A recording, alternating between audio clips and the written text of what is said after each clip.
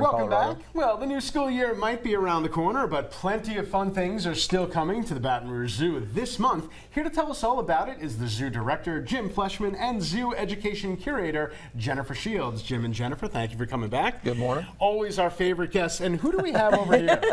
This is Noodle. Noodle. And Noodle is a ferret, a domestic ferret, and hence the name Noodle. And she can really contort. They're very bendy animals. They have very flexible spines. They were originally domesticated from the European polecat. They were domesticated to hunt ferrets. Or, I'm sorry, to hunt rabbits. Right. So they have a very flexible spine. The hunter could send the ferret down the rabbit hole. It would either catch the rabbit, kill it and pull it out, or it would scare the rabbit out the back door and the hunter could shoot it then. So they still have the very flexible backbone. They still have the hunting instinct as well, which is one of the reasons why you have to be careful if you have one of these as a pet, if you have other animals around. Can you have this as a pet? You can. They are legal to keep as pets. One thing to keep in mind is they smell. Yeah. Actually, she smells kind of good, actually. He had a bath. Oh, he had a bath. Okay. He had a bath before he came. Their Latin name, Mustela putorius furos, means stinking, thieving weasel. Oh, interesting.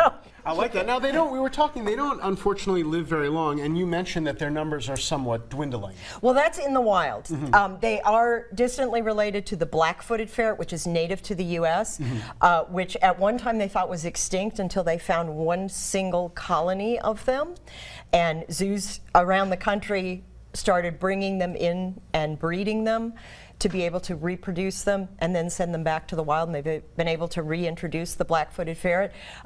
The primary prey of black-footed ferrets is prairie dogs, so they also had to protect the prairie dog population because that was also dropping at the same time because of human expansion into their habitat. I'm surprised they go for the rabbit. I mean, they're about the same size, maybe even a little bit bigger. Yeah, they can actually kill and carry something 5 times their own size. Really?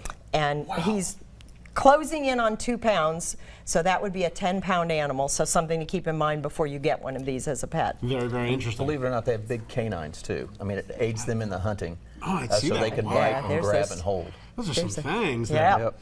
Okay, now Jim, we were talking before the break because we're coming up to a lot of different things. Tell us what's going on at the zoo now. Well, typically as we move from summer into fall, we start our event planning, and the first one that comes up is Brew at the Zoo. That's going to be September 27th, but pre-tickets go on sale this month. So it's always a very popular event. It's going to have a completely new route with a new entrance. So we're still planning that. But then right on the heels of that, we have Boo at the Zoo, which is the last 2 weekends in October.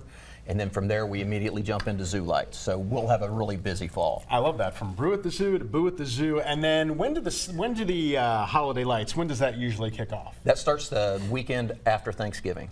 Okay. And then it runs through the entire month of December. And y'all are just wrapping up, we were talking about camp, which has been a very big hit, a very big success, right? It has been. We're just finishing. It's our last day of summer camp today. We also do have fall camp, winter camp, and spring camp at the zoo. So we have seasonal camps whenever the kids are off school for a period of time.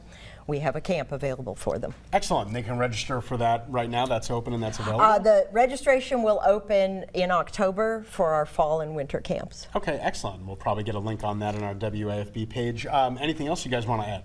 Well, these guys, we were talking about black-footed ferrets. They're really a zoo success story, along with the American bison and being able to bring something into captivity, breed it, and then prepare them to go back out into the wild. So from that standpoint, zoos are really heavily involved in the conservation effort of protecting and saving species. That's great. That's really interesting. I'm enamored by how you can just flip around. I mean, it's really cool. Keeps him occupied because he only has 2 speeds, off and full. I see that. So this makes him think that he's getting around, he's moving, so it keeps him occupied. Excellent. Thank you so much, Jim and Jennifer. We definitely appreciate you, and stick around. We're going to be right back.